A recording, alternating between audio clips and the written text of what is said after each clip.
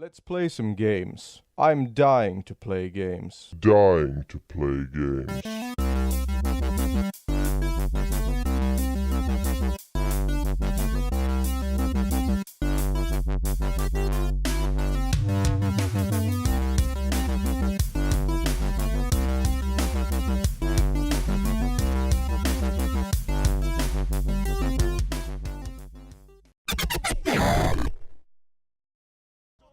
Hello, I'm Jimmy, and I'm dying to play games.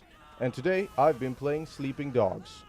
This isn't technically a blast from the backlog, this is a blast of nostalgia kind of, from a couple of years ago though. I played through this on PC when it came out, and now I've been playing the PS4 Definitive Edition, and I'm loving it.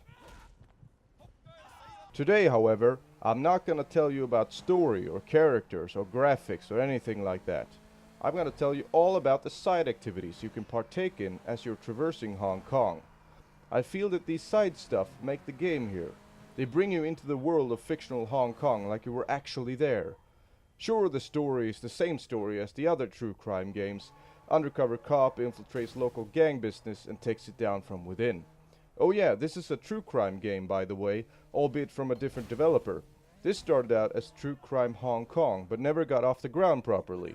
So United Front Games had to take over and finish the job. Well, I guess they probably restarted it from the ground up, but whatever. Switch up on the waterfront.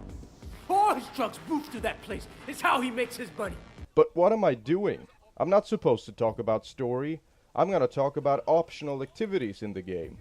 And I'm gonna start with cockfighting. Yes, you can actually partake in cockfights. Not like that, you silly. Actual roosters fighting each other with people betting on who will win. It's gruesome, true, but they're digital cocks, so we're fine. Basically, just put down the money, pray to any god you like, and hope yours is the winner. Winner takes it all.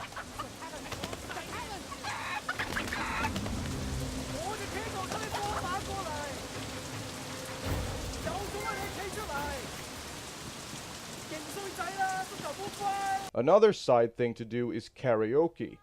No, you don't need a microphone for this. This is probably the weaker of the side activities I'll tell you about today. So anyway, what you do is, you pick a song you'd like to sing, and then hold the stick in whichever direction the game tells you. It kinda looks like Guitar Hero or SingStar, but way weaker to be honest. But don't fret, there are other things coming. Street races, for example.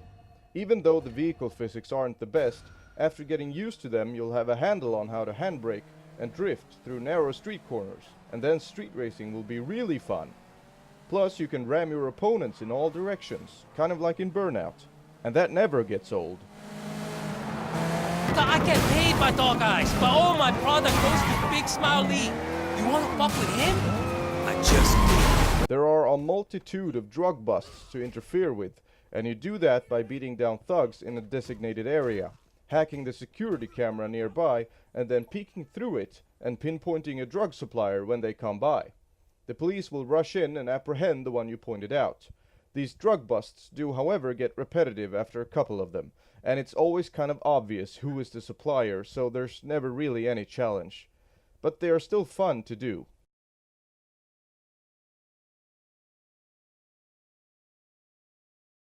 We got them. We got them. Let's talk about collectibles. Many games have collectibles scattered across big open cities, towers to climb, and audio logs to be found. That's fun and all, to a certain extent. Sleeping Dogs has its fair share of collectibles, but they never get tedious to find, and there is always a reward to be had. When you pray at health shrines, your health meter grows. When you find old statues, you get new moves to use in hand-to-hand combat. And for every lockbox you find, there's always something to be glad over, whether it's a new piece of clothing or a jackpot of money.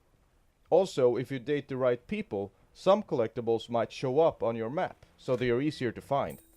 Some of them will still make you work to get them though. Finally, I'm gonna talk a little bit about the immersion of this game. Like I mentioned earlier, you can really get the sense that you are there, in Hong Kong, driving and running through bustling streets full of traffic and people. But there is one other thing that really drives the immersion home.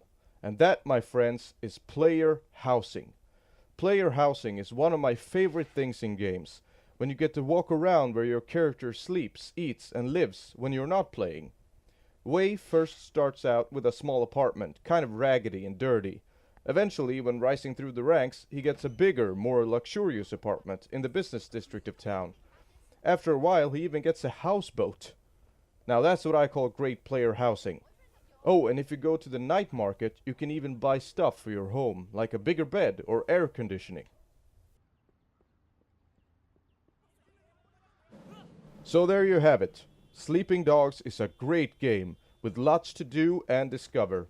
I'm sure I didn't mention everything. The story isn't too bad though. I urge you to play this game if you haven't already. Please leave a like, a comment, and subscribe, and I'll see you next week when I'll be playing a brand new game. Thanks for watching. Let's go play some games.